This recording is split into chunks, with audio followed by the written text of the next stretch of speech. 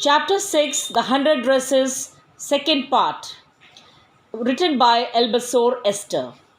We have seen in the first part that how Peggy and Maddie, both the friends, they made fun of a girl named Wanda Petronsky because she had an unusual name and because she lived on Boggin Heights, which was the place where the poor at the time they lived.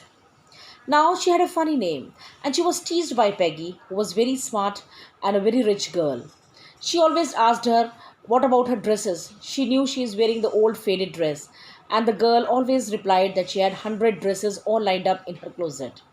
And we see till the end that how she won the contest, she made 100 dresses all different with different colors and designs. And now we see the second story. This story also carries a meaningful message. It teaches us not to hurt anybody. It may cause pain to others.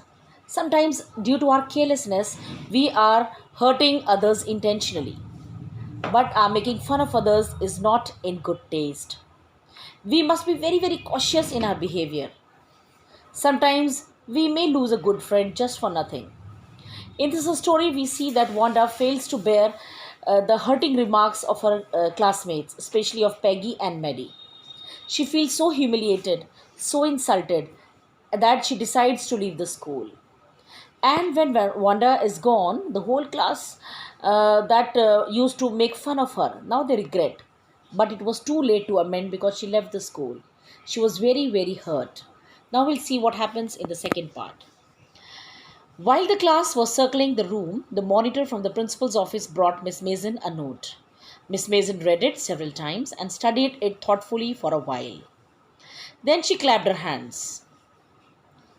Now, when the class was circling around the room, circling to see the different designs which Wanda had made, 100 designs of the dresses which she has made, a note came from the principal's office that there was a letter which has come. Attention class, everyone back to their seat. And when the shuffling means moving of the feet had stopped and the room was still and quiet, Miss Mason said, I have a letter from Wanda's father and that I want to read to you. Miss Mason stood there a moment and the silence in the room grew tense and expectant. Of course, there was silence in the room when it was announced that Wanda's father's letter has come, and the room grew tense. Tense means worried. Everybody was worried in the room and expectant, full of hope. What has come in the letter? The teacher adjusted her glasses slowly and deliberately. Now, the teacher, she adjusted her glasses on her face. Deliberately means intentionally. Her manner indicated that what was coming. This letter from Wanda's father was a matter of great importance. Everybody listened closely. Listened closely means listen with attention as Miss Mason read the brief note. Dear teacher, my Wanda will not come to your school anymore. Jake also. Now we move away to big city. No more Holler Polak. Means no more fun about her. Calling her Polak means from Poland. No more ask why funny name. Plenty of funny names in the big city. So his father said there are plenty of funny names, so nobody will make fun of her in the big city. Yours truly, Jan Petronsky. A deep silence met the reading of this letter. Miss Mason took off her glasses, blew on them, and wiped them on a soft white handkerchief. So this was the reaction of the teacher. She took out her glass, she cleaned her specs. Then she put them back again and looked at the class. When she spoke, her voice was very low. I am sure that none of the boys and girls in room 13 would purposely and deliberately hurt anyone's feeling because his or her name happened to be a long and unfamiliar one. Unfamiliar means unusual one. So she's saying that now nobody will do it. I'm sure she said nobody would do it again. I prefer to think that what was said in thoughtlessness. So the teacher says that okay, she wants them to forget about the past. She says what was said in thoughtlessness, careful, in carelessness. I know that all of you feel the way I do, and this is a very unfortunate thing to have happened. Unfortunate and sad both. And I want you all to think about it.